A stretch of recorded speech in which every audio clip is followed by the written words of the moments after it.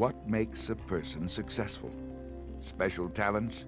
College degrees? Family money? Most of us doubt that we have what it takes.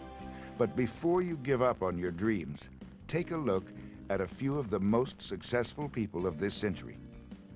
The uneducated son of an Irish immigrant pursues his dream of mass-producing the automobile. A college dropout takes over his father's billboard company as it nears bankruptcy. An abused child, born and raised in the Deep South, begins her television career at 19. What is your own situation? You probably have more education than each of these people.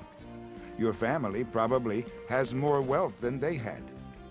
Yet each of these famous people today is worth hundreds of millions. What is the difference? At age 30, Art Williams was a high school coach, making $10,700 a year with $1,000 in his teacher's credit union. 20 years later, he was chairman of his own company, A.L. Williams, the world's largest producer of individual life insurance. During the 1980s, A.L. Williams outsold such well-known companies as Prudential and New York Life. It produced more than 1,000 people earning six-figure incomes and was the world leader in corporate satellite communications. Art Williams discovered the secret that can make anyone successful, no matter who you are or what your background. He discovered the power of believing in you. Let me ask you this. Why do a few people win in business while most people lose, even though most of those people that lose have more education, more talent, more training, more experience? Why do a few people in business make a lot of money while most people in business struggle financially? Why do a few people in business really love what they do? They have fun in their business life, and most people in business are miserable and unhappy?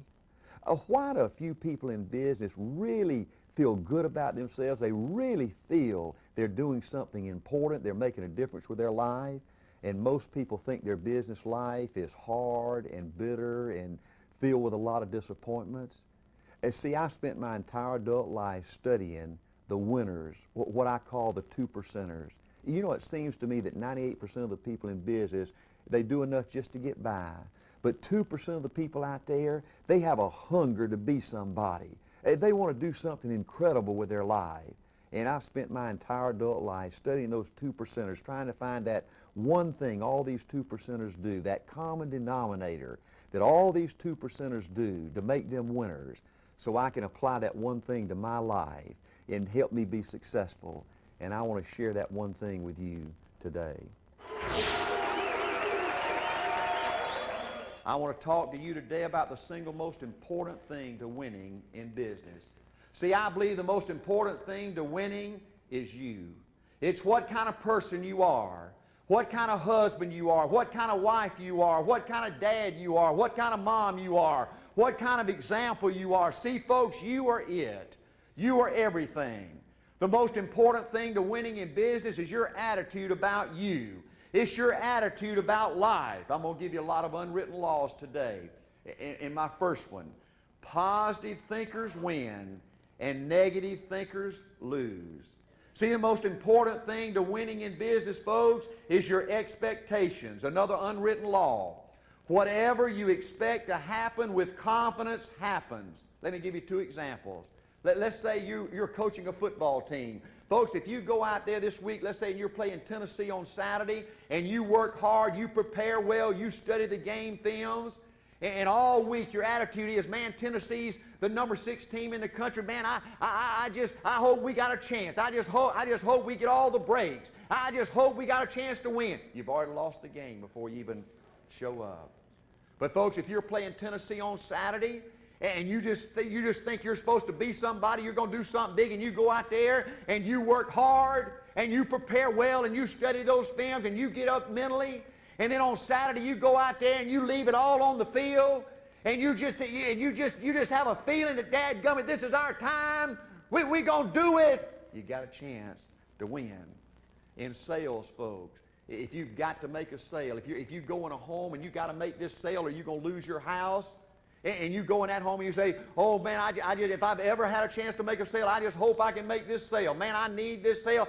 You've already lost the sale before you walk in the house. But if you believe passionately of what you do like I did, when you walk in that home, folks, I didn't believe they made people stupid enough not to buy term and invest the difference if they had trash value life insurance. Then you've got a chance to win. See, folks, the most important thing is your passion.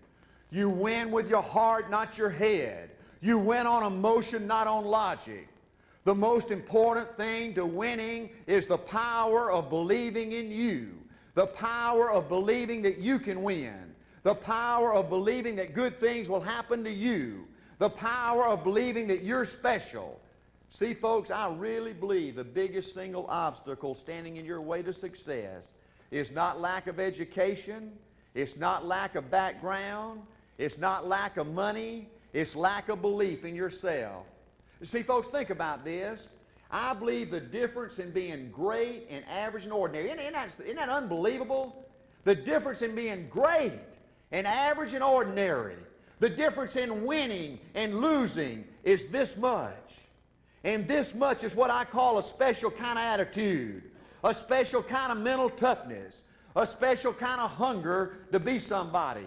See, folks, I believe you can overcome every problem in business. You can overcome financial problems. You can overcome personal problems. You can overcome health problems, business problems, sales problems, recruiting problems, and still be all you want to be in business. But you can't ever overcome an attitude problem.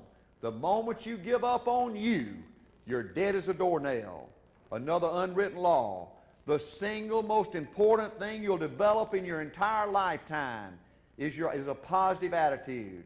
You see, folks, I believe everybody wants to be somebody. I don't believe there's ever been a piece of flesh that's ever been born on this earth that didn't want to be somebody. Everybody wants to be somebody. You know, as youngsters, when we were kids playing cowboys and Indians and stuff like this, you know, we grew up wanting to be the sheriff or an astronaut or an NFL quarterback or president of the United States. But life just has a way of beating you down. You know, I coached for 7 years in Georgia in high school. And it seems that for most adult men and women, their high school years were the very peak years for them to truly dream and be excited about life. Man, when those guys and gals came into high school, man, their eyes were as big as a baseball. Man, they got their driver's license and started driving. They started dating. They were playing on athletic teams before hundreds of thousands of people. They were in beauty contests, or they were majorettes, and they had their mamas and daddies and uncles and aunts and teachers and coaches telling them how pretty they are, fast they are, strong they are, special they are. And then they graduate. And they get dumped out in the big bad world, and they get married, and they have a few kids, and they change jobs 2 or 3 times. And then all of a sudden they roll out of bed one morning, and they're a different person. They've developed an attitude that life's passed me by, that life's dealt me a bad hand. Well, folks, the first rule to winning is you've got to become a dreamer again. You've got to like you again. You've got to believe you're special again. You've got to get this high school-like enthusiasm in your life again. Now, you know what? You might say, all right, now, what's this dream business got to do with me? Just everything. That's all. Just everything. Hey, let me give you an example. A few months ago, I went and spoke to the University of Georgia football team. And last year, Georgia was 6-6, and they went to some rinky-dink bowl, the Peach Bowl, down in Atlanta. Now I spoke to the team, and I got to this part, you know, and I said, you know, your high school years are your peak years to be excited and pumped up about life, and life has a way of beating you down. The first rule to win is you got to dream again, okay? And I said, let's just see what life's doing to you Georgia football players right now. You just think back a year ago. A year ago, you were the #1 stud in school, right? I mean, you were the all-state player. You were getting these recruiting letters from all the schools all over the country, right? Man, your names were in the newspaper every week. You'd walk downtown, everybody'd say, man, you're a stud. Man, you're the best ever been. How many of you kids went to Notre Dame for a recruiting visit? And a bunch of them raised their hands. I said, how many of y'all go down to Miami? A bunch of them raised their hands. I said, how many of y'all went down to FSU? A bunch of them raised their hands. I said, just think a year ago now when you came to the University of Georgia. You know, they had this cute little girl pick you up to show you around, right? And they take you down to the stadium, to Sanford Stadium, between the hedges, 85,000 people there, right? You all starry-eyed, right? Man, they make you feel like a king, right? And you sit there and all of a sudden you start dreaming. You say, man, I'm going to play for the Bulldogs, 85,000 people. And man, we're going to win a national championship. We're going to go to Sugar Bowl. Man, this is unbelievable. Life's a bowl of cherries. And then you graduate and you come to Georgia and you play a year and you're 6-6. You know what you are when you're 6-6? You're better than the losers. See, Georgia players, you know what football, you know how important football is to you right now? Do you understand, folks? This is your life. This is your legacy. This is who you are. See, you're writing your history right now. See, it's not going to be long. You're on this earth, but it's not going to be long, and you're going to be bouncing your grandbaby on your knee. And he's going to say, Papa, did you ever play football? And you're going to say, I sure did, son. I played at the University of Georgia. And his eyes are going to get big. And he says, Papa, you mean you played at the University of Georgia on one of those national championship teams with Herschel Walker? And you're going to say, no, I didn't do that. And he'll say, Papa, did you go to Sugar Bowl? No, I didn't do that. He said, Papa, oh, what did your teams do? We were 6-6. But we beat Vanderbilt. See, folks, let me ask you this. What's your legacy going to be? What's your legacy going to be? See, folks, you know in April I'm going to be 55 years old. But you know what? I feel 16. I don't feel 55. Do you understand, folks? You're here on this earth for it. Just like, you understand? Just like that. Do you understand? I don't feel old. It just seemed like, just like that, I was in high school. Just like that, I was getting married, having my baby. Now I've got 7 grandbabies. See, folks, it's not going to be long. They're going to be planting you in the ground out there. And they're going to be patting you in the face with a shovel. And there's going to be a tombstone over your head. And it's going to say one of two things. It's going to say, here lies a dud, or here lies a stud. Now, folks, let me ask you this. What's your tombstone going to say about you? See, folks, beginning March 1967, for 25 years, I led a crusade against the life insurance industry. For over 100 years, life insurance companies went into the home of the American consumer through advertising. Life insurance agents went into the home of the American consumer personally, and they looked Mom and Dad across the kitchen table, and they said, trust me. And then they screwed them, and I love getting after them. Today, I'm on a new crusade. I'm on a new crusade against all those voices out there that tell people like me that I ain't good enough, that I ain't smart enough, that I ain't talented enough. I'm on a new crusade against this phony propaganda out there that education's the key, that talent's the key, that training's the key. See, if you listen to these so-called experts now, we're in a new era. It's a communications era. There's something out there called an internet, the information highway. Oh, well, you know what? Me and my Mercedes ain't ever been down no information highway. See, hey, I don't even know what that is. See, you listen to the so-called experts today, they say, we're in a computer age. We're in a new era. Well, you know what? You see these hands? They ain't ever touched a computer. But you know what? You know what? You know what these voices are telling me? You missed a train. It's too late for you. Well, you know what? I ain't missed nothing. You know what? You know what? Warren Buffett, supposedly the second richest man in the world, worth $15 billion or something like this. I read the other day where he touched his first computer 3 years ago. Not for business, but to learn to play bridge.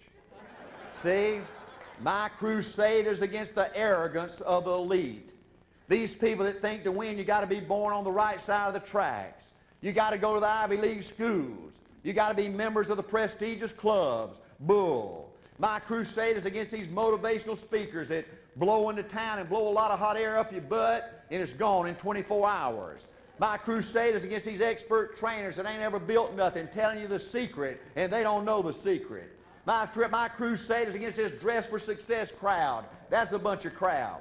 My crusade is against these personnel agencies. They give you the aptitude test and the achievement test and the personality test. That's a bunch of crowd. They ain't nobody ever designed a test, nor will they design a test that can look inside the man of a woman and tell who a champion is. My crusade is against these ads on TV and this crowd from Hollywood that produces all these movies. I love to watch TV, and I love to go to the movies.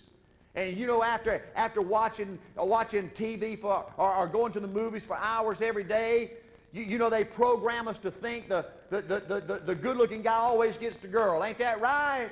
I mean, after watching a movie for hours, at the end of the movie, the good-looking guy always gets the girl. Ain't that right?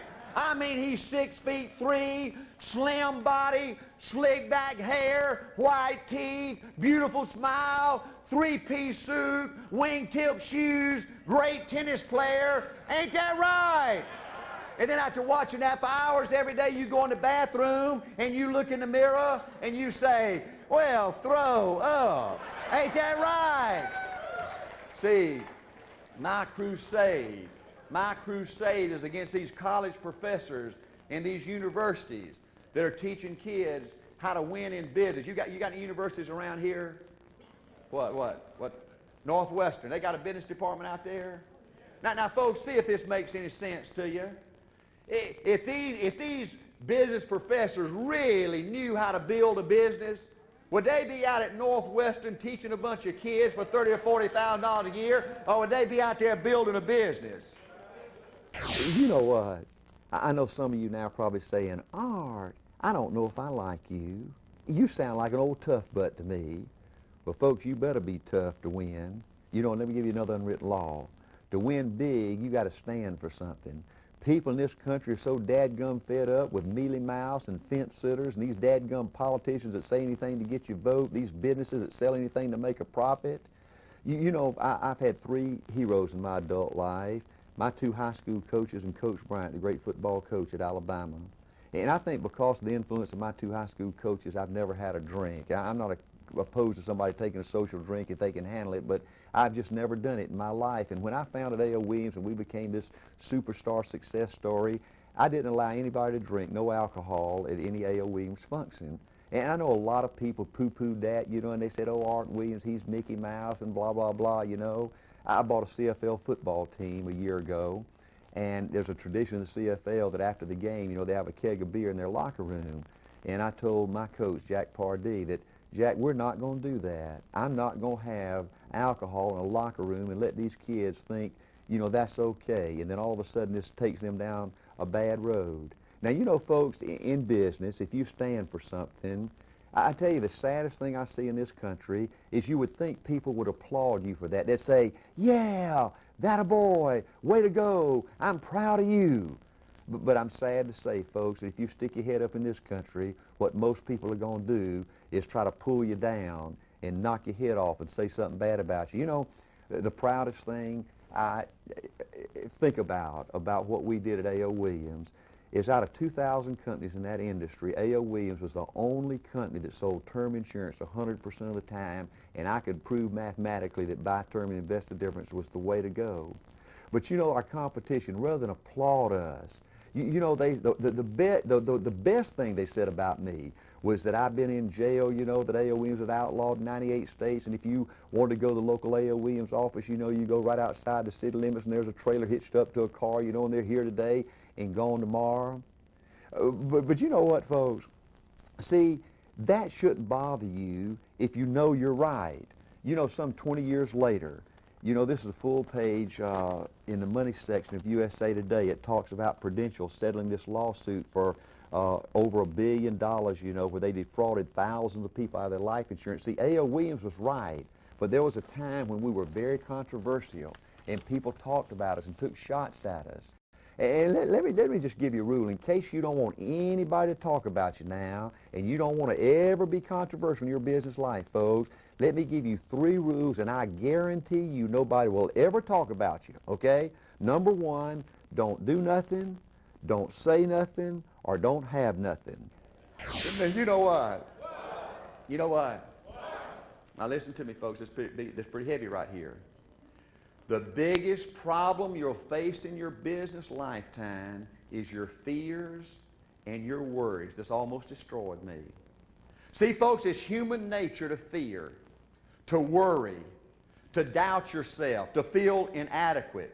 See, because I'm a worrier, early in my business career, I thought there was something wrong with me.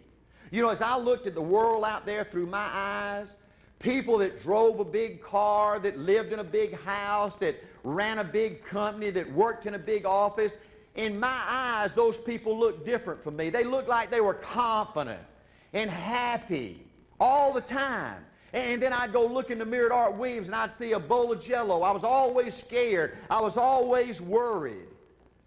And then I made it. And I became wealthy. And then thousands of my teammates became wealthy. And I met some of the most powerful people in the world. And you know what I found out? I found out that everybody, every piece of flesh, even the most powerful people in the world, are powerful and positive for minutes at a time, for hours at a time. Maybe the most powerful person in the world is powerful and positive for days at a time. See, folks, I'm one of the most powerful, positive people you'll meet in your life. And one of my goals I want to fulfill before they pat me in the face with a shovel is I'd like to be totally positive and not worry and not get scared just for 24 hours. But every time I get a string going, I get up to 9 hours or 11 hours or 13 hours, and then something happens, and I get scared again. And folks, it's your ability to understand there's nothing wrong with you when you're scared, when you're worried, when you feel inadequate. We all do that. Everybody does that. You're not alone. See, folks, it's the easiest thing in the world to be negative. It's the hardest thing in the world to be positive. It's the easiest thing in the world to be sad. You know, folks, you're going to have dozens of things every day of your life that'll give you a reason to be sad. It's the hardest thing in the world to be happy. It's the easiest thing in the world to get down. It's the hardest thing in the world to stay up. It's the easiest thing in the world to give up, to quit. It's the hardest thing in the world to keep on fighting. It's the easiest thing in the world to look at a successful person and compare yourself and feel like you were cheated. When you look at him or her, you say, man, I wish I could talk like him. I wish I looked like him. I wish I was talented like him. I wish I was confident like him. The hardest thing in the world is to believe in you, to believe you're special, to believe you're different, to believe you're supposed to be somebody. The hardest thing in the world is, in spite of all your fears, all your worries, all your doubts, all your feelings of inadequacy, is to believe in yourself one more time, to pick yourself up off the mat one more time. Now, I'm going to say something you're probably going to think is really dumb now, okay? See, I really believe your fears and your worries and your self-doubts and your feelings of inadequacies, I really believe that's a good thing. Why would I say such a thing? Because I believe your fears and your worries keep you on your toes. It keeps you working hard. It keeps you with an attitude that you got to get up and go get better. You got to always get better. See, every time you go through a crisis, every time you meet a challenge and you win, you work through it and win, so see, you always come out better. You always come out stronger. Let me give you another unwritten law. Things are never as bad as they seem, and things are never as good as they seem. See, folks, you can't ever give up. You've got to always keep fighting. Let me give you a personal example. In 1977, when I founded A.O. Williams, we were just a peanut. Now, there were 85 people in our company, and we were all in the major metropolitan Atlanta area. That was the whole A.O. Williams company right there. All of our business came from Georgia. The Georgia Insurance Commissioner got a lot of pressure from the insurance industry, you know, to put us out of business, and he issued subpoenas to everybody in A.O. Williams company. All 85 of us got a subpoena. And they took us down to the courthouse, and we had to put our right hand up and put our left hand on the Bible, you know, and swear to tell the truth. And they grilled us. Pretty intimidating thing, right? Man, for a few days in there, I couldn't sleep. I couldn't eat. I was sick as a dog. And let me tell you this. A few years later, the insurance commissioner, Johnny Caldwell, became a member of the A.O. Williams Board of Directors. But at that time, this was a crisis. I mean, I was sick as a dog, you know. I thought we were going to be put out of business. But you know what that forced us to do? It forced us to get out of one state. We were never going to let one state control us again. And so I froze all promotions. I said, if you want a promotion, if you want to open your own office, you have to move outside of the state of Georgia. And so this crisis propelled us to become a national and an international company, and we became stronger. See, folks, you can't ever give up. Things are never as bad as they seem. Let me give you another example. One day I woke up and the industry had this professor in Indiana that writes an insurance publication called Insurance Forum, you know, that said something bad about A.O. Williams. He wrote a bad article about A.O. Williams and said what a bunch of bad guys we were and that term insurance was not right and all this kind of stuff, you know. And I was devastated. I said, now, how can we overcome this? This is a professor that says A.O. Williams is bad and that term insurance is not right.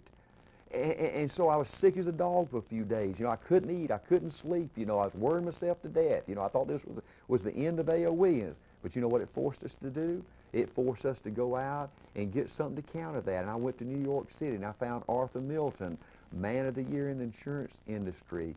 He had written some 9 books, a famous guy, and showed him A.O. Williams, and he came to love our company, and he gave a tremendous endorsement of our company. And I found Frank McIntosh, you know, who had appeared as a government witness numbers of times, you know, on behalf of By-Term Invested Difference, and he fell in love with A.O. Williams, and he endorsed our company, and we countered that, and we became stronger.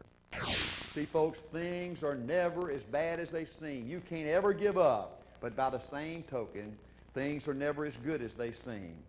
So see, folks, if you make a big sale, if you earn a promotion, if you win a contest, if you get your dream home, folks, always remember this next unwritten law.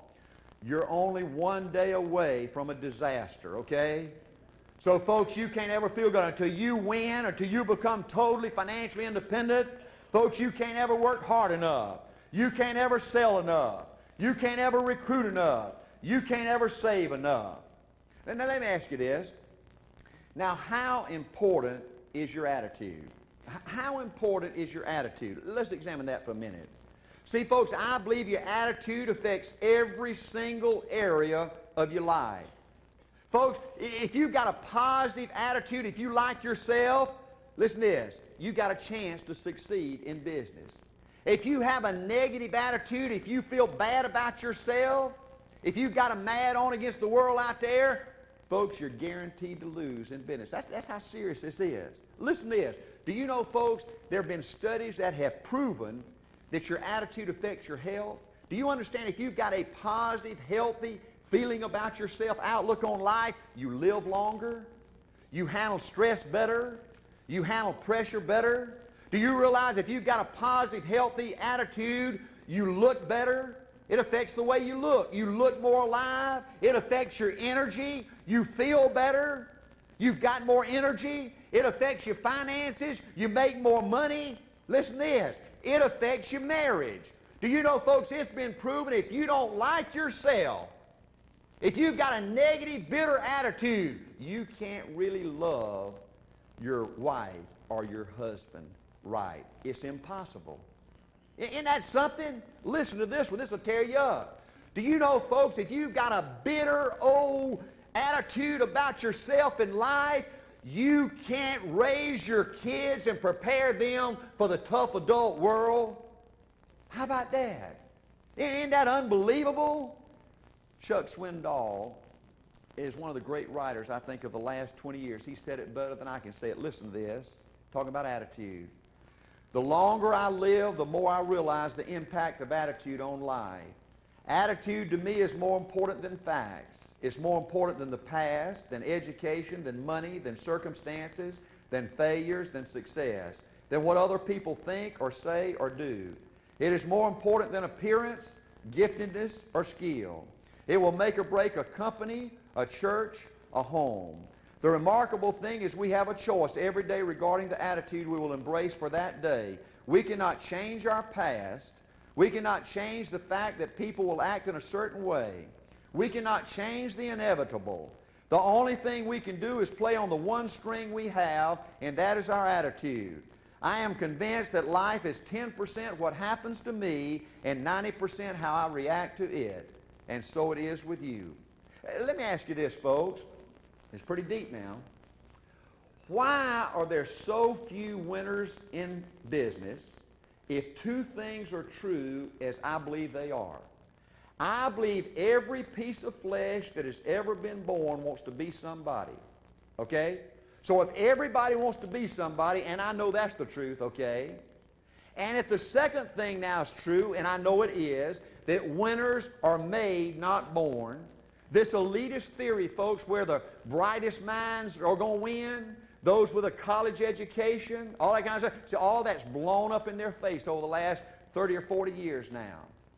See, folks, winners are made, not born. So if everybody wants to win, and they do, and if winners are made, not born, then why doesn't everybody win?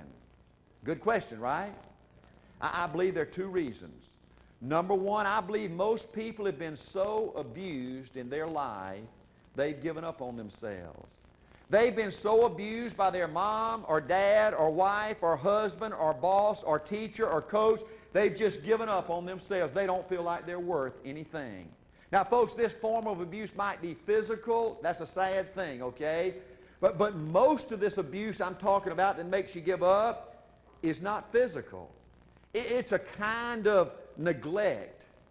It's not being loved in the right way. It's nobody in your life, no adult that you respected in your life setting high standards and high expectations for you. Nobody talking to you like you're special. Nobody that you admire as a leader looking at you like you're a stud. The second reason I believe there's so few winners out there is people make a series of bad choices in your life. See, folks, they don't make no perfect people. You understand that? And you're looking about the most imperfect guy in the world, right? Really ain't none of us worth nothing. You understand that? We all sin every day. You understand that, right?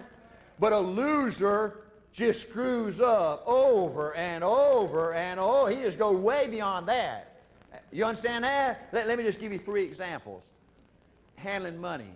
Folks, it's unbelievable the number of people that would come to A.L. Williams, and man, they'd get so excited, they'd say, man, this is it for me. Man, I'm going to the top now. This is my opportunity. And man, they'd start making money, boy, and they were going to be, and then all of a sudden they couldn't stand it. They started comparing themselves to everybody. And man, they had to have a bigger house, and they had to have a bigger car, and they had to have a bigger diamond ring for their wife, and they didn't pay their taxes, and they made stupid investments. And they just did it over and over and over and over and over. Then all of a sudden they had a crisis, and you will have. And they were wiped out. Another area I found at A.L. Williams where people make a series of bad choices is in working hard. It's unbelievable the number of men and women that would come to work at A.L. Williams. They say, man, this is it for me. I'm so pumped up. And they'd start working hard. I mean, man, they'd bust it. They'd work hard for a day or 2 or 3. Or a week or 2 or 3. Or a month or 2 or 3. But right before they had a chance to make it, they were always quitting, just like their whole life, just a rerun of their whole life, everything they've ever tried. Man, they'd do it just long enough to almost have a chance. And then they just quit. They just a series of quitting. Just one opportunity right after another. The third series of bad choices that I saw so many people make were in their personal life. Do you know what a disaster divorce is on young people today, folks? You have people getting divorced 2 and 3 and 4 and 5 times, having a series of affairs, become drunkards and alcoholics and all that kind of stuff. See, most people fail to win in business. All could win in business. But most people fail to win in business because they've been abused and they've given up on themselves, or they make a series of bad choices. But then there's me and people like me. See, folks, I believe winners win and losers lose. See, you give a dadgum loser everything. You give him dozens of opportunities, the best training, the best help, the best product, the best commission, loan him money, give him money, do everything you want to for him, and he'll find a way to screw it up. But you give a winner like me that wants to be somebody, that's eating up, wanting to make a difference with his life, you give him an opportunity for real, You give him his shot, that's the toughest dude you'll deal with, I'll tell you that. See, folks, winners overcome their circumstances and win. You know what's funny about a loser? See, the losers out there, they think they're the only people that suffer, that they're the only people that have disappointments. Well, see, the winner has every problem the loser had. Do you understand the winner's abused too? They're abused too, a bunch of times. You understand that? Do you know the winner makes a series of bad choices too? We all do. You understand that? They hurt, they fear, they doubt, they have every challenge and every problem of the loser. But unlike the loser, they overcome their problems and they overcome their mistakes and they win. Let me give you 3 personal examples of friends of mine. Max Cleland, that last Tuesday just won the U.S. Senate race for the state of Georgia. When he was a young man, he went to Vietnam. While he was in Vietnam, he stepped on a landmine. He lost both of his legs to his hip, lost one of his arms to his shoulder. Pretty tough hit, right? Most people that had that happen to them would come back to the United States and they'd drop out of society and be a druggie or whatnot, right? But Max Cleland came back in spite of that hardship. He wanted to make a contribution. He wanted to be somebody. He became head of the Veterans Administration in Washington. He became Secretary of State in Georgia. And last Tuesday was elected to the U.S. Senate for the state of Georgia. Let me tell you about another friend of mine, Chuck Colson. You know, Chuck Colson was Richard Nixon's top lawyer. Chuck Colson, as a lawyer, got to the top of his profession. He was the lawyer, the top lawyer to the President of the United States. He got caught up in Watergate. He went to prison. Pretty tough lick, right? Most people that go to prison think you can't ever climb that mountain again. You understand that? But Chuck Colson got out of prison, and he said, I want to be somebody. I want to make my mark. I want to help people out there. And Chuck founded a ministry for prisoners. And today, Chuck Colson's worth to human mankind out there is 1,000,000 times more than if he had stayed a lawyer. You know, I had 2 friends outside of A.O. Williams in the life insurance business, and you know what? Some of you might say, Art, I didn't know you had any friends outside of A.O. Williams in the life insurance industry. And that's basically right. But I had 2 friends, Art DeMoss and Stanley Byer, that founded insurance companies that built a net worth for their family of hundreds of millions of dollars, and neither one of them had a high school degree. Now let me stop for a minute now and make sure you understand how I feel about this. You know, I'm talking to you now about a very narrow subject of winning in business, okay? Now I know, and I know you know, there are a lot of winners in life out there. You show me a mom that loves her husband, she loves those children, she builds that special home in every way. That person's a winner, okay? You show me a dad that loves that wife, that he loves those children, he provides for that family. In every way you measure winner, he's a winner. You know, there are all kind of winners out there. You use firemen and policemen and ministers and teachers and coaches and missionaries and people that work with the homeless out there, okay? There are a lot of winners in life. You know, you're here on this earth for a flicker. It's incredible how fast your life goes. You know, I'm a Christian and I've accepted Jesus as my Savior, so I've got my eternal life, you know, set. If you've done that, certainly you're a winner. But I'm not talking to you on this tape about, you know, that part of life, okay? I'm talking to you about winning in business. Now listen to me, folks. This is pretty heavy. See, most people in business out there, most adults out there are caught up in a vicious cycle. Now, see, I believe most adults, when I see most adults, let me try to define it for you now. I'm talking about maybe 80%, maybe 90%, maybe more are negative, bitter, frustrated, unhappy with the way their business life turned out. Now, folks, how could this happen? How could this happen where 80 or 90% or more of the adults out there are unhappy? Very easy. Let me just give you an example of what's happened in our country the last 30 or 40 years. Do you know, folks, I know I look like an old man, but I don't feel old. You understand? It was just like that in the 50s when I was growing up in Cairo, Georgia. That wasn't that long ago. You understand that?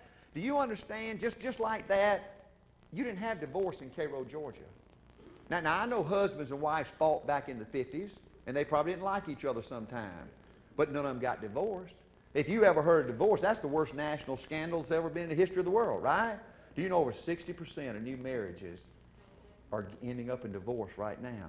Do you know what divorce does to children when they get old? Do you know what studies are showing that does to the kids now? Do you know when I went to school, folks, when I went to Cairo High School in the 50s, that wasn't long ago, do you know the worst thing that happened, I mean, where people just, it was a scandal for weeks, was a fist fight or something. Do you know today in schools you worry if you have an argument whether somebody's going to pull a gun out and shoot you?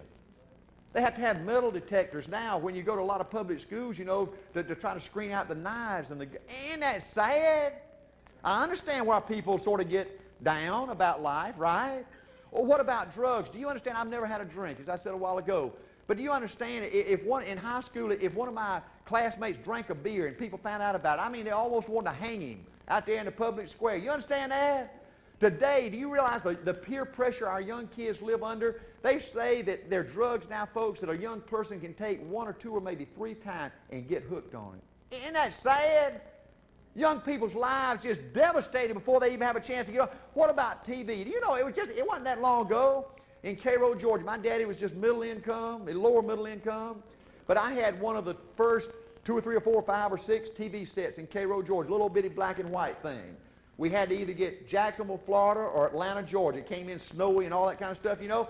But think about the TV shows we used to watch back then. The Beverly Hillbillies, Andy Griffin, Dick Van Dyke, the Ed Sullivan Show. Think about the crowd our people are faced with today. Ain't that sad? Or what about the news? Folks, I remember just like this, when they thought nobody would watch news over 15 minutes. The national news was 15 minutes. Today you got 24 hours a day of news. They're hitting us with what's wrong in Bosnia and all these other places around the world. Ain't that right? What about moms having to work outside the home? You know, in the 50s, my mom worked in the home. Do you know today most moms and daddies have to work outside the home just to pay taxes and put food on the table? Isn't that something? Folks, do you know it wasn't this long ago in the early 1900s, there was no income tax? Isn't that something? Today, maybe 50%, 40%, 60% of everything you make goes to the government tax. Listen to this one, folks. Do you know 22, 23-year-olds that are entering the workplace today, if you allow for inflation, now this is scary, are making 25% less money, real value of money, than 20 years ago. Ain't that depressing? Hey, folks, listen to this one. Do you know for the first time in the history of our country, a person graduating today with a college degree can expect to make less than those that graduated with a college degree before? Social Security bankrupt, Medicare bankrupt. I mean, you just go on and on, right? You can understand why these adults are all frustrated about their life, the way it turned out, right? Now, folks, you understand this vicious cycle I'm talking about, these 80, 90% of the adults out there that are negative and frustrated and worried and unhappy? You know who those people are? That's the moms and the dads. That's the coaches and the teachers. That's the uncles and the aunts. That's the business leaders out there. And you know what's sad about that? Because these adult leaders, these moms and dads and all these other adult leaders in a community, do you know young people that look to them as their role model? You know what these young people see? They see themselves in the future. They see a tough, bitter, hard life. And so this vicious cycle are these frustrated parents and frustrated teachers producing frustrated kids that become parents and teachers and role models. Does that make sense? See, most adults enter the adult world today, folks, and they don't really believe they're worth very much. Let me give you an example. If I took every one of you today over in a private office and I took my lawyer, Kevin King, and I said, Kevin, I want you to draw up an ironclad contract that I can't break. Give these people a $100,000 minimum guaranteed job for the rest of their life, and all they have to do is show up and work. Almost everybody in this room would sign that contract. But if I told Kevin, I said, now Kevin, you draw up a contract ironclad where I can't break it, minimum $100,000 a year every year for the rest of their life, but they got to give up the security of their full-time job. Now they got to come here and they got to do this, this, and this and earn that. Almost nobody would sign it. You know why that is? Because most people don't really, when they look in the mirror now, when they're by themselves, they don't really think they're worth big money. They don't really believe in their heart they're worth big responsibility. Now let me stop for a minute and tell you what I think the number one responsibility while we're on this subject of a parent, of a leader, of a role model is. I believe you've got to develop what I call my granddaddy attitude. You've got to become an expert in showing love, showing praise, looking at young people as studs, expecting big things. You just got to go crazy like a granddaddy does against those grandbabies. You know I got 7 grandbabies now. And you know when a granddaddy looks at those grandbabies, folks, you don't see nothing but perfection. You understand that? There ain't one single flaw in my grandbabies. You know, I got a farm outside of Atlanta that our family goes to as a retreat a lot, and I just built a gym for me and my grandbabies. And this gym, if you're looking at it this way, on these 3 walls, I got 7 grandbabies, and I got a big old plaque, about this long, this big old plaque, and I got 3 of them for each one of the grandbabies. I got all region, Liz Williams, all state, Liz Williams, all American, Liz Williams. Around 3 sides of my gym, each one of my babies got 3 of those things, okay? On this wall right here, I got a big old wall of fame board here. All my babies are on their Papa's wall of fame right now. On this end of the gym here, I got a banner about almost as big as that banner right now. Each one of my babies got a banner, and it says All-Star, and it's got their name coming down the middle this way, 7 of them on this end of the gym right now. And then you know how Michael Jordan, you know, when he leaves North Carolina and they retire his jersey and everything, you know, in the top of my gym, in the middle of my gym up there, all my grandbabies already got their jerseys retired. Every one of them got their name on a jersey. See, folks, it's sad you got to get old like me to understand your responsibility as a leader and a role model. You got to look at those people you love as studs. You got to show them you love them. You got to set high standards and high expectations. Now, if you're caught in this vicious cycle out there, if up to this point in life you've been a failure, you know, you've got poor expectations, you've got a negative outlook on life, are you doomed to failure? Or you just got to stay in this vicious cycle out there? No way. People are getting out of it every day. But folks, you've got to change. See, if you don't change, just go look in the mirror, folks. The next 5 or 10 years are going to be just like the last 5 or 10 years. Ain't that depressing? See, people like us, folks, nobody's going to come along and strike an oil well in our backyard. See, folks, you ain't going to hit no lottery. You're not going to inherit millions of dollars. For you to get out of this vicious cycle out there and change your life, folks, you got to change. You got to do something different in the future than you've done in the past. Let me tell you this. I have a real problem, folks, with these psychiatrists and these psychologists and these so-called experts that go around and say you can change your attitudes, you can change your expectations, you can change your beliefs by visualizing. Every morning when you wake up, you go sit in a yoga position, you know, and cross your legs and hum and see yourself winning. You understand that's taught in this country right there? That's a bunch of crap. The biggest thing in my business now, speaking to people like you, where this guy goes around and talks to people about changing attitude, he says every day when you wake up, you need to, the first thing you do is you go look in the mirror and you say, I like myself 5 times. I like myself, I like myself, I like myself, I like myself. That's a pile of it. You've got to be something to like before you like yourself. Ain't that right? You've got to change. The biggest speaker in the new business I'm in right now, folks, I have a little respect for him in some areas, okay? But do you know at a seminar like this, he takes a pause somewhere there and he makes everybody stand up on their chair and cheer themselves for 5 minutes. Ain't that? Yeah! Way to go! You're a stud! Well, that's a pile of it too. Let me tell you this, folks. Let me give this unwritten law. Listen to this unwritten law. Life gives you what you'll fight for. See, life don't give you what you want.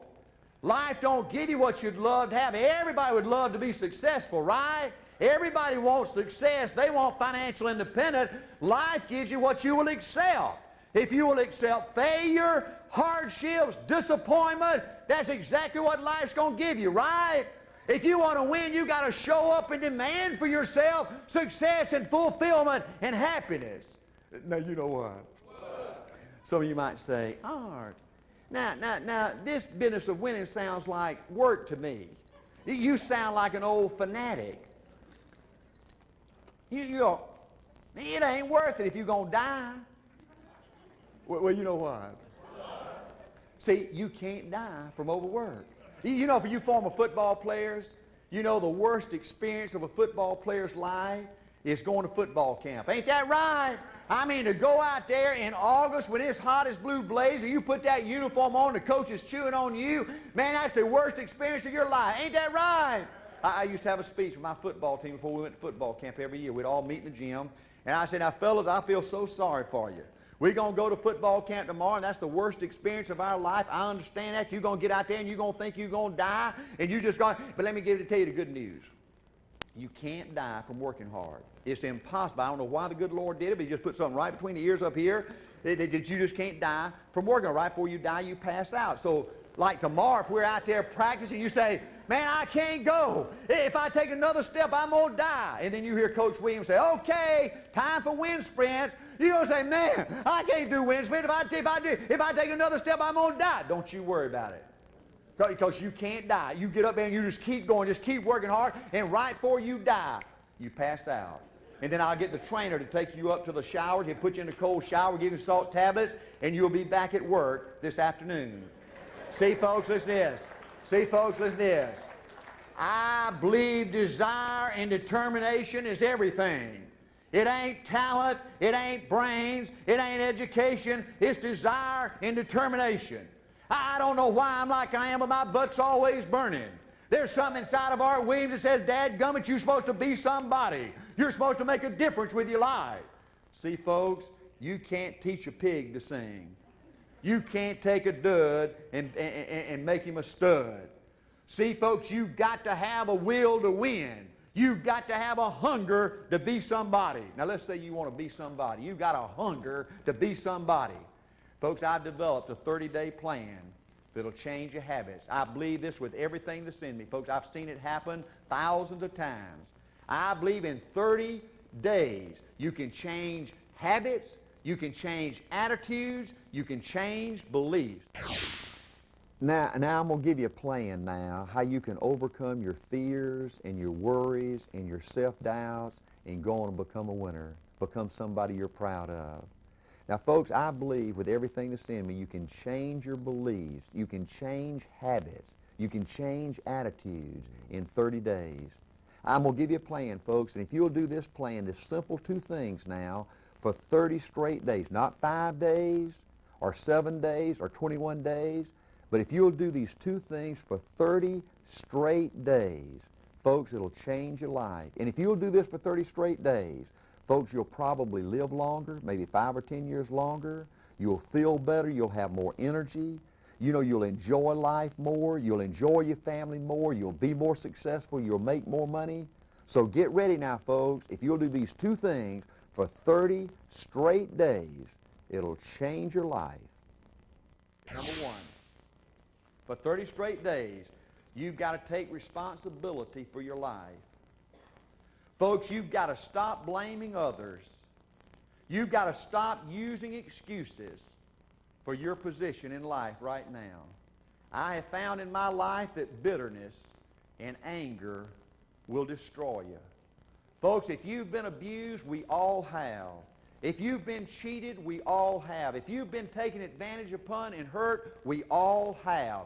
I know it's tough. But folks, somehow for 30 days you've got to muster the courage to forgive whoever did that to you. And forget it. Forgive them, and forget. I don't know why you did it, but I forgive you. Forgive them, and forget it. You've got to take responsibility. If you've screwed up, and we all have, we all sin all the time. Ain't that right? But folks, you've got to quit carrying this guilt around.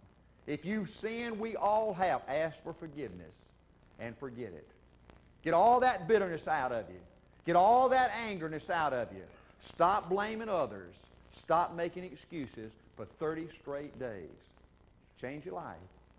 Second thing, for 30 straight days, folks, if you'll do these 5 things. Now, I hate to tell you some of them. This is bad news. I want you to understand how tough it's going to be, okay? This first one ain't as bad as the last one, but it's pretty bad, okay? For 30 straight days. Now, folks, you got to do these 5 things every single day. Number 1, you got to wake up every morning and you got to give your wife or husband a big, juicy kiss. And you got to tell them you love them. But now, you know what? I know some of you are going to say, Art, there ain't no way I'm going to kiss my wife. She has bad breath in the morning. She got to go brush it. Well, you know what? See, there was a time you didn't worry about that. Ain't that right? I'm telling you, folks, for 30 straight days, every morning you wake up, you give your wife or husband a big juicy and tell them you love them. And call them one time during the day and tell them you love them. I'm just thinking about you. I love you. Now, you know what? Some of you might say, Art, now that is it. I mean, I didn't come here to listen to that kind of mess, okay? Well, all I ask you to do, folks, is you look at you and you look at me. Now, had you rather be you and your kind of success in business, or would you rather be me? Number two, for 30 straight days, now this is for most of the men and daddies in the audience, okay? In the morning when you wake up, folks, in the morning when you wake up, you daddies probably, okay, but mamas, if you hadn't been doing this, by yourself, go wake the kids up for 30 straight days now. Don't let mama do it if she's been doing it, or dad do it if he's been doing it, okay? But daddies mostly, you go wake the kids up every day for 30 days. Maybe crawl in bed with them. Maybe hug them. And somehow that morning muster up the courage to tell them you're proud of them. You love them. You think they're special. Gonna be tough, right? And you know what? The first 4 days or 8 days, it's gonna be hard. It's going to be hard to muster. It's going to take a lot of courage to do this, okay? But I tell you what, you do it long enough, in 20 days or 15 days or 25 days, it'll change your life. And you know what's more important than that? It'll change your kid's life. And it'll change your marriage. And all of a sudden, it'll change your business. I'm talking about winning in business. You understand this? Number 3. Now, this you got to do by yourself. You spend 1 hour every day for 30 straight days. You spend 1 hour every day in private time, getting in shape physically and mentally. Go on long walks. Start exercising. If you're smoking, try to stop smoking. If you're eating bad, like me, try to eat right. Try to lose some weight. Try to get in shape a little bit physically. Mentally, listen to something in your car radio of inspiration, Start reading inspirational stuff. Start praying. Start going to church on a regular basis. For 1 hour every day by yourself, not with your husband or wife now. You spend 1 hour every day trying to get in shape mentally or physically. Number 4, for 30 straight days now, in your business life, you have 3 can-do attitudes, okay? Every day, 3 can-do attitudes. The first one, when you meet a defeat, folks, when you meet a defeat, you have an attitude. Let's say in my business, if you miss a sale, okay? The first thing you do, the first attitude you have, you understand when you have a disappointment before, the first thing you think about is quitting, right? Why am I doing this? You start feeling sorry for yourself. You want to suck your thumb and cry. Ain't that right? That's what I did. But for 30 straight days, have an attitude. If you meet a defeat or a disappointment out there, have attitude number 1. It will always work out. If your income's down, it's rather than sit there and cry about it, say, it's going to work out. I don't know why, but I did it one time. I can do it again. It's going to always work out. Attitude number 2 for 30 straight days. Try something else. Folks, if something happens in your business that you can't control, let's say your best guy quits, okay? Folks, if something happens you can't control, a bad article in the newspaper, you wish it didn't happen, right? But there ain't nothing you can do about it. It happened, right? If something happens in your business that you can't control, that's beyond your control, then have an attitude for 30 days. Try something else. Let's say if your best guy quit for 25 years, what I try to do is replace him with 2 people. Promote 2 people to replace him. Try something else. Attitude number 3. All you can do is all you can do. Folks, maybe this is my ego talking, but I don't believe there's ever been a salesperson in the history of the world that tried harder. Now, I know I screwed up, but I tried hard to do what's right on the front end. I've never sold anything but term insurance. I've never sold anything but what I own. I never sold on the first interview. I took an educational approach to the business. I didn't want to put people under pressure. I did everything I thought I could do And the first 2 years I was in business, all I heard was no. No. No. No, thank you. No, I don't want any. No. And every time I'd go in, I can talk, right? Right? And man, I'd talk it, I'd talk it, I'd talk it, I'd say, how does it sound? And that guy'd say, no. And that old smile would come to my face. And I'd say everything you weren't supposed to. I'd say, Bill, it's been so great knowing you, blah, blah, blah. And I'd hit that door. Before I got to the door, I started beating up on myself. I said, Art, you are such a dog. You know, why didn't you answer it this way? Why didn't you do this? Art, you can't make it. Just throw in the towel and go back and coach football for a living. And then after 2 years, two things happened to me. Number one, I paid a death claim. You know, all of a sudden, I took a widow a check for $100,000 out, and if I had not made that sale, she would have had a burial policy, enough to put her husband in the ground and pay a few expenses, and she'd have been broke. I gave them a chance in life. All of a sudden, I said, you know, I thought this worked. I mean, mathematically, I could prove it works. I owned it on my own life. I believed it works. This is all I sold. But, man, I have no doubts now. It really works. The second thing that happened is I was making tons of money. I had $1,000 when I started in this thing part-time, full-time coach, athletic director at Kendrick High School in Columbus, Georgia. And in a little over 2 years, I'd saved over $42,000. Now, that don't sound like much right now, but that was like $10 or $20 million to me now. You understand that? And so I was making a lot of money, and it really worked. And all of a sudden, I said, now, Art, you've been thinking all wrong. When you walk in a house, if by term and investment difference is right, and it works, and you own it, and you own it. If you're talking to this coach that's a good coach, but he don't know nothing about insurance and investments, right? If a guy that don't know nothing says no, and you're right when you walk in, a guy that don't know nothing says no, you still right when you walk out, right? Changed my life. All you can do is all you can do, right? So from then on, I'd walk in a house, and man, I can talk, right? And man, I'd talk it, I'd say, how's it sound? And they kept saying, no, no. And that old smile would come to my face. I'd say everything you're supposed to. Bill's been so great knowing you, blah, blah, blah. And I hit that door. And before I got the door, I started thinking, I said, you know what? I must have analyzed 2 million policies last year. But of all the policies I analyzed, that guy's policies had to be the worst. But you know what? It's just perfect for him. I don't even like him anymore. For 30 straight days, folks, have an attitude. All you can do is all you can do. But folks, if you do all you can do, it's going to be enough. Now the last thing, I wish I could end this session right now without telling you the last thing, because this is going to probably blow it for you. You're going to say, Art, those other four are tough, but I really believe I can muster up the courage to do that. But please don't tell me nothing worse than that. Well, this is a bear. I want you to know. This is going to defeat most of you. This is the fifth thing you got to do every day for 30 straight days, okay? You ready? Don't have a heart attack now, okay? I'm telling you in advance, this is bad, okay? Every day for 30 straight days, you got to smile, okay? You got to be happy. Ain't that sad? All day. I mean, you got to smile. You got to be happy. Listen to this now, one more part of it. You got to have an attitude that everything's great. I don't care what anybody asks you for 30 straight days, everything's great. You go into the office tomorrow, they say, Art, how did elections come out last week? Everything's great. Art, how's it been? Everything's great. Art, how's your income? Everything's great. Art, how's your family? Everything's great. Everything's great. 30 straight days.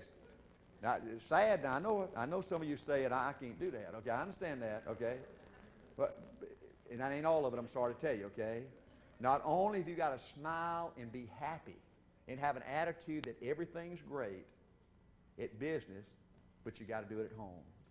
So see, you can't go to work and be smiling and be happy and everything's great, and then go home and beat the wife and kids. Okay.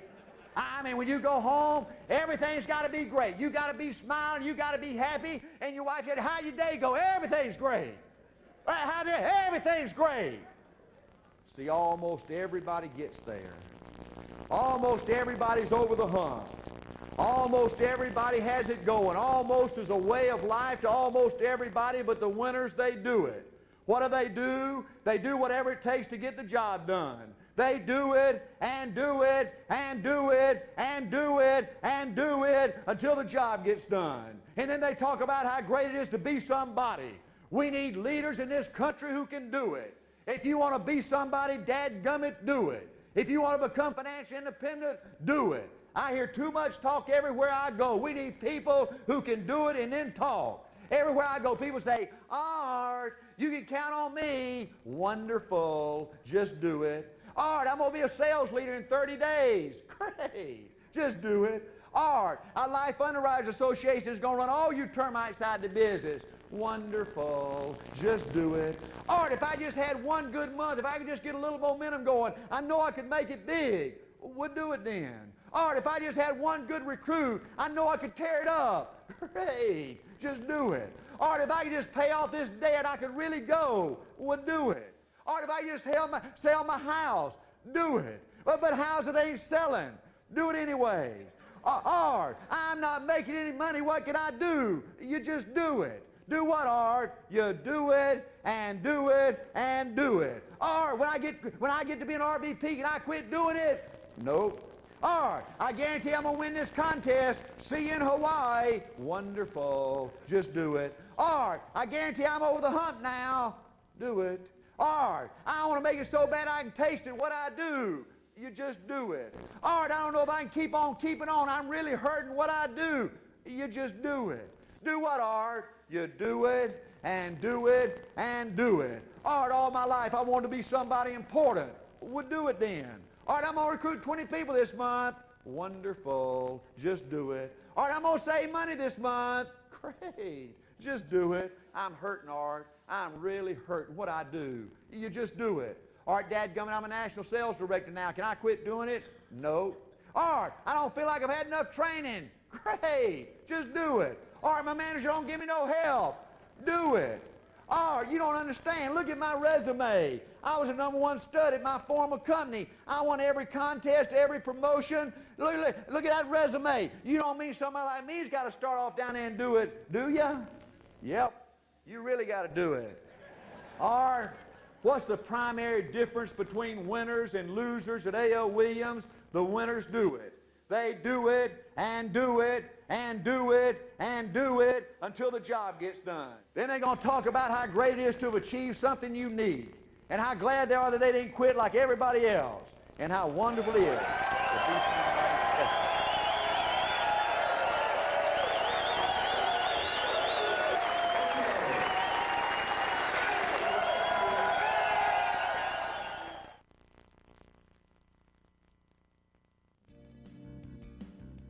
The power of believing in you is the first step on the road to building a successful business. To complete the package, you need to know how to sell your product and how to grow your business. Art Williams has 2 additional programs that outline the systems he developed in his successful business: Passion Selling and the Art of Recruiting. Passion Selling gives you the simple secret Art used to build the company that still holds an industry record of placing $300 billion of individual life insurance in force. The Art of Recruiting details the plan you need to grow your business and build financial security for your family, like it did for thousands of families in A.L. Williams. Both are available from Leaders in Action by calling 800-611-8029. When you complete this series, you will have a proven plan that can be the foundation for your business future. Passion Selling and the Art of Recruiting. Available now from Leaders in Action. This program is copyrighted by Art Williams Productions. Any unauthorized reproduction is strictly prohibited.